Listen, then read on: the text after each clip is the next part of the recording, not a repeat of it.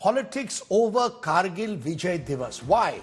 Is the question I'm going to raise right at the very top. Is the country's military being used as a pawn in a political war?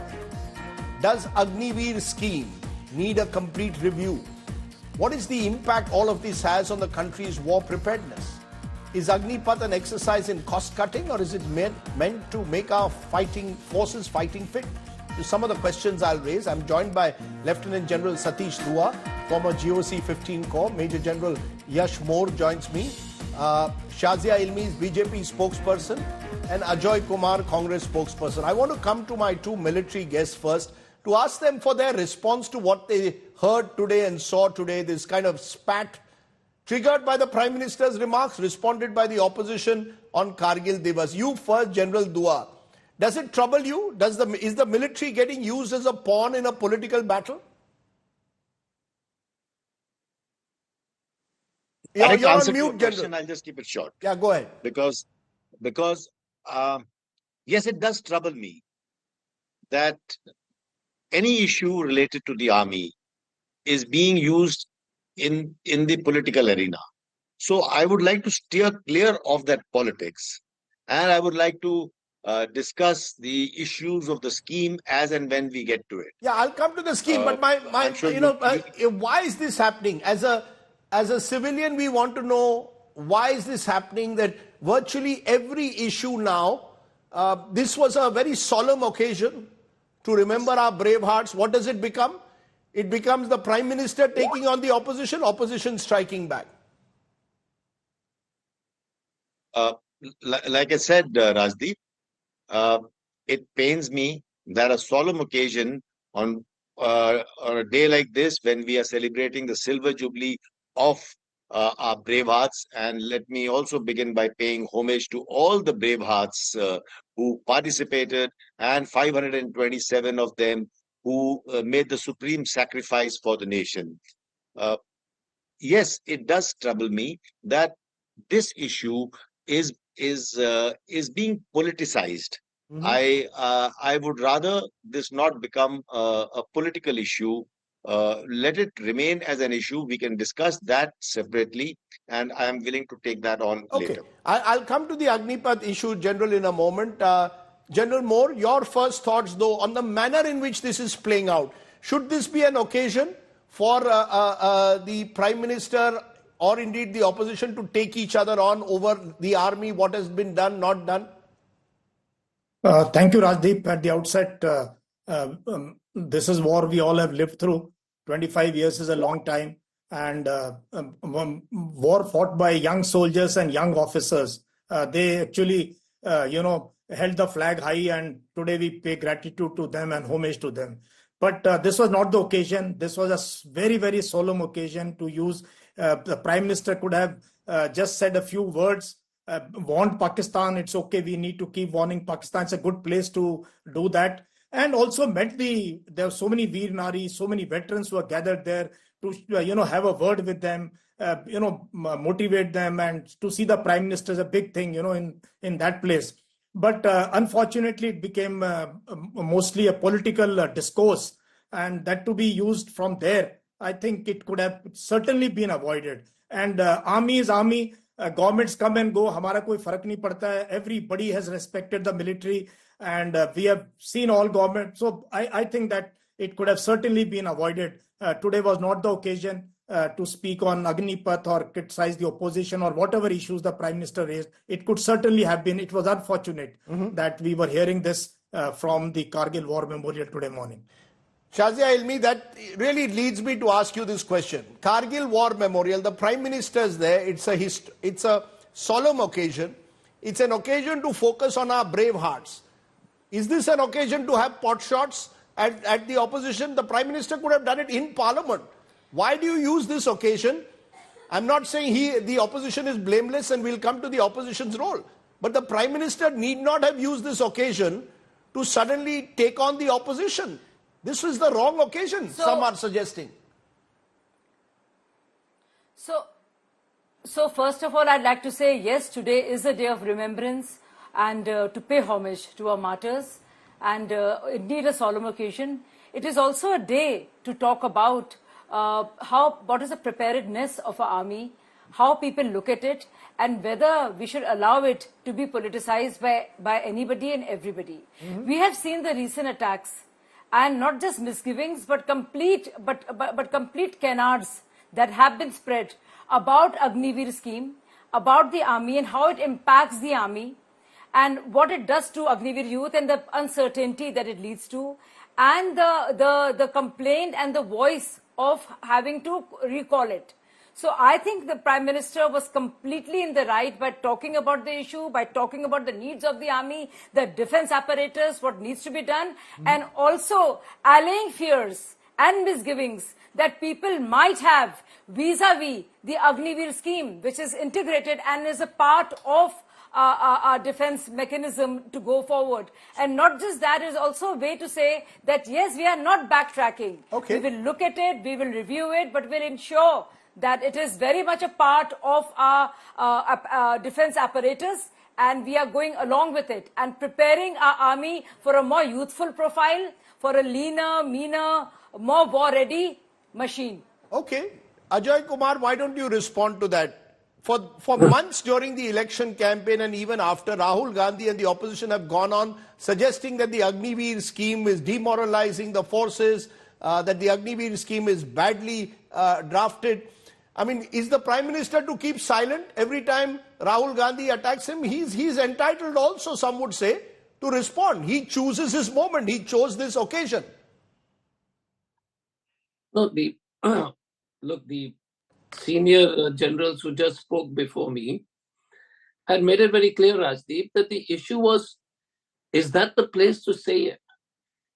The Prime Minister has umpteen opportunities to come to the Parliament and discuss on policies.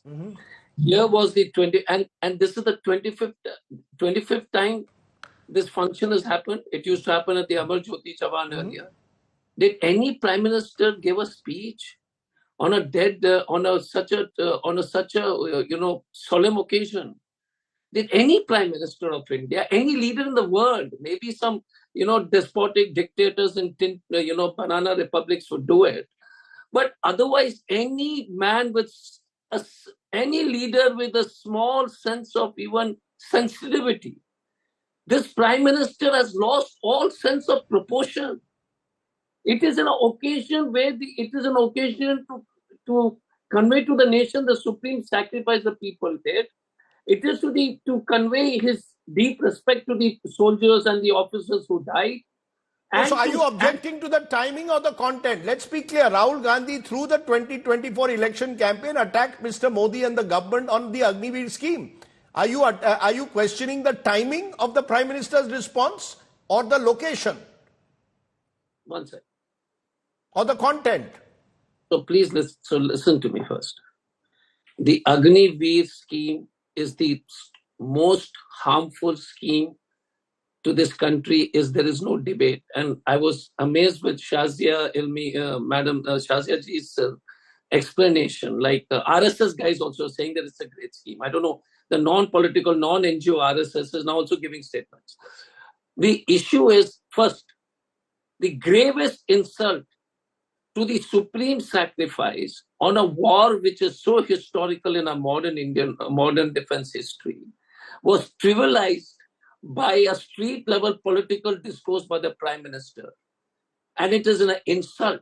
That is the first. The occasion was wrong. Okay. The background was wrong. Second, what we need to say on the Agniveer can follow your second question, which we think is not only... Why doesn't he retire all his IAS officers? Why does he keep Ajit Doval till the age of 79? Why is all his people till 65, 75, 80? Some people, IAS officers, retiring at 80. No Agniveer. So one sec, let me complete. I didn't interfere, Shazia. So I have this. So my question to you is, that is a debate after this, which the honourable, my colleagues, the senior leader, the generals from the army would also add their view on what they think about it.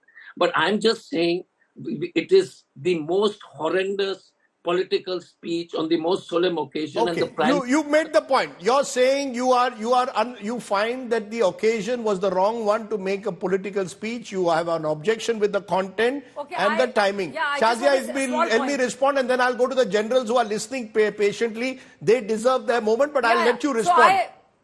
yes, sure. Sure.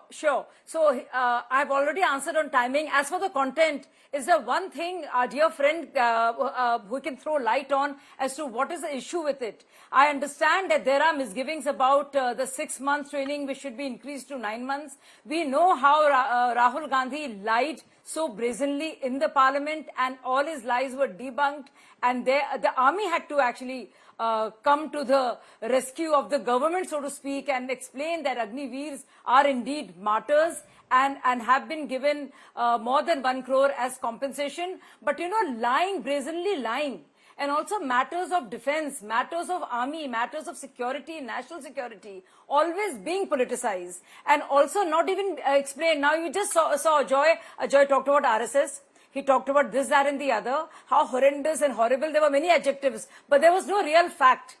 Nothing there. Okay. Now, can I tell you, Rajdeep, 40,000 agniveers were recruited in the first year. Next year, about 1 lakh, and the number will go on. Now, imagine everybody's talking about that uncertainty that will come their way. They're also talking about only 25%, which means 1 out of 4 would be actually made permanent and will be part of the army, and 3/4 won't be. Now, today itself, there have been announcements by so many governments that there would be reserved quota for those, and their preference and weightage. Ma'am, that is, with due regard, this reservation has come as an afterthought. We've heard all arguments. No, ma'am. This reservation is a clear sign that the government has realized there's a problem. Also. This government lives in denial, ma'am. Why not accept there was a problem with the original scheme? No. No, there is no denial. There's a transformative scheme. It's a brilliant scheme. Imagine it's 1,40,000, youngsters. Many of them are women, so I can't say young men. Young men and women were not recruited, were not getting this training. What would they be doing? I'm just asking you in terms of your point is taken. Let me take that. Your employability. Ma'am, I've heard the politicians. Ma'am, I've heard both of you. Let me take it to the experts. I've got 2 experts who've got 2 very different views, I gather. General Dua, your view. Is Agniveer a scheme that is needed? The army has a huge requirement for your younger army. This is a way to bring in youngsters into the army. You can't, and the army also has financial pressure. So this is one way out. Across the world, you have short-term recruitment. I'll take a very pragmatic view on this, Rajdeep. This is a scheme that has been announced with a certain purpose. Before I come to the purpose, everything has pros and cons. So the purpose or the pros of the scheme are: we need a more youthful profile in the army. We need a faster turnover to be able to cope up with the newer technologies. That means, to explain that means that the moment you have faster turnover of the youth that come into or inducted into the army will be more adept at using the technologies of the time, because everything is now getting into the technical domain. On the other hand, there are several cons, or there are certain things that need to be tweaked. The defense minister is on record not more than once to have stated that as we go along with the scheme, we will make changes to the scheme as and when required. Now, let me very quickly make, to my mind, there are 4 issues that could be addressed. There are the 4 issues which are more of contention, essentially. First is the retention.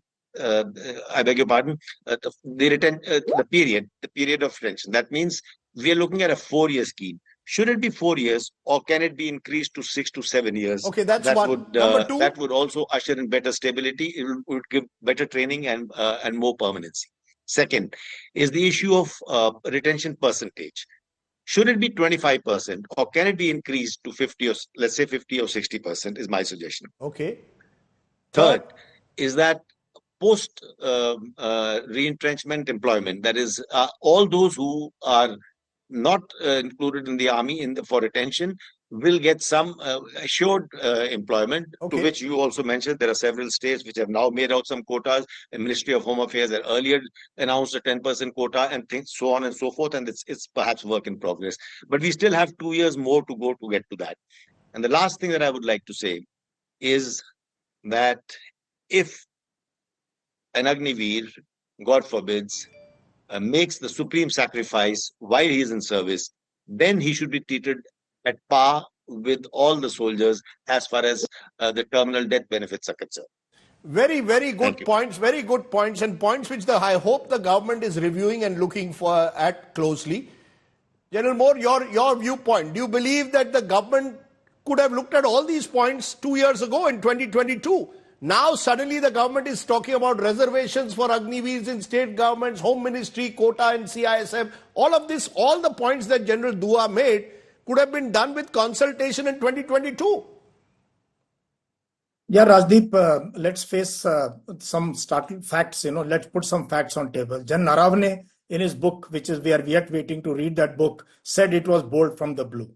And I can tell you this issue was not discussed in any army commanders conference, any combined commanders conference. It was a surprise. It was a surprise for the services. Let's accept it the way it was announced. And after that knee jerk, we have been having a lot of, suddenly all DGs one day announced quotas of paramilitary forces.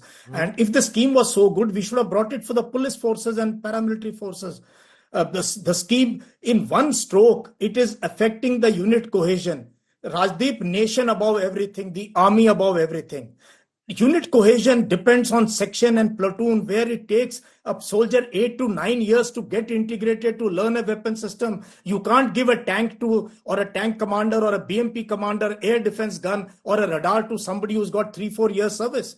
And they can't attend any courses also. They get only 30 days leave. Aap socho, if a child, 18-year-old is sitting in Dras, he goes on 30 days leave, but the other soldier who's permanent goes on 90 days leave. Plus, if you're killed in action, okay, money, we should not even discuss money over sacrifice of our soldiers. But the parents don't get anything other than whatever ex gratia, whatever amount. What about the pension? Earlier, if a soldier died, the parents, sometimes their parents themselves are young. And पूरी उम्र उसकी माँ को जब pension आती है एक तारीख को कहती है मेरे बेटे ने ये मेरी जिंदगी बुढ़ापा अच्छा कर दिया. There is no pension.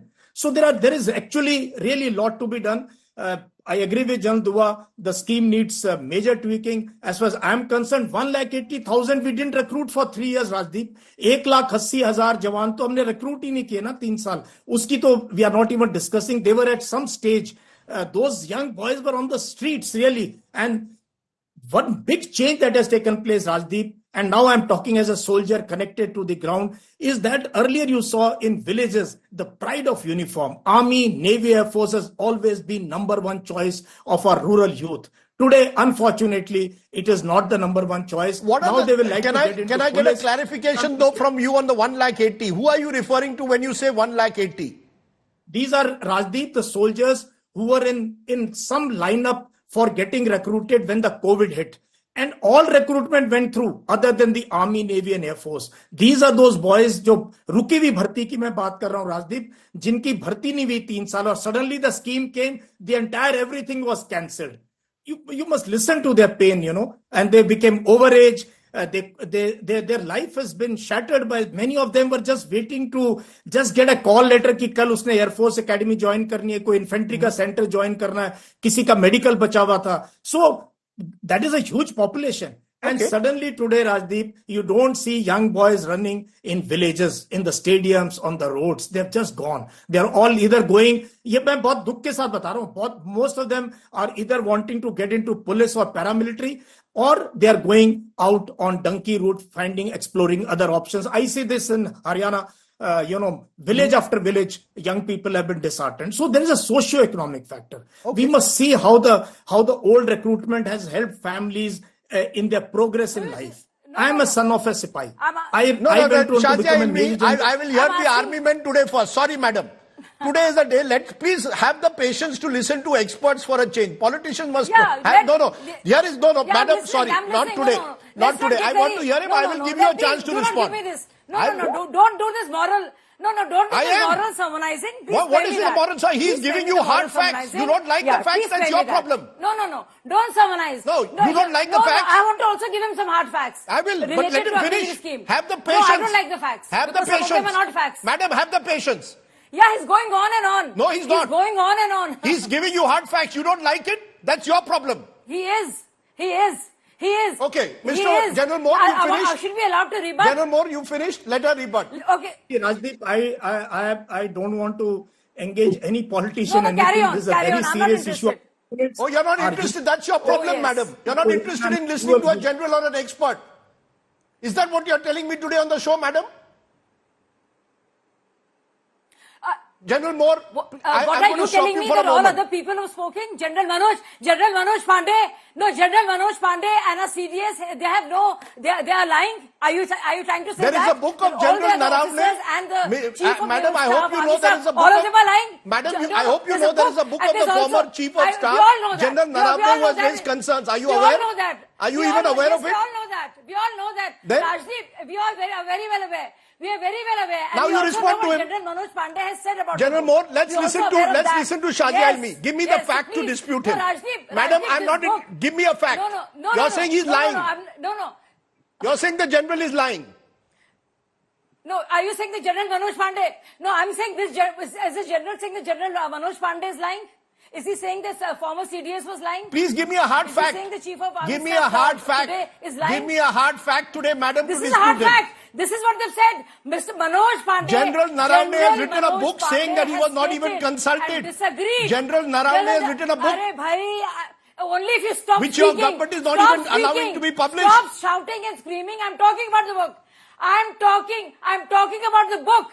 General Manoj Pandey has responded to the very same book, which you have mentioned about 100 times, Yes. which everybody knows about, which is always used and in the context of Agniveer scheme. We all know about it 100 times over. General Manoj Pandey has commented on that and said no, army and many senior officials, everybody was in the know. So are you saying all of them were lying? If you're saying that this particular general is saying that nobody knew about it, but all other generals and former chief of staff and former CDS That's a fair and point. the present CDS You're say saying that there they are were in enough the know. voices. So who's lying now? Okay, madam. That's I will what- now... You need to know some facts. There are admirals like There's one Admiral general Anup against the Prakash. other. There are Okay. generals like General Yeah, it's Manoj one general Pandey. against the other. It's a divided issue. We can cherry pick. But for you to say that General Yes, Moore is putting yes, out false facts, yes. I think is not fair.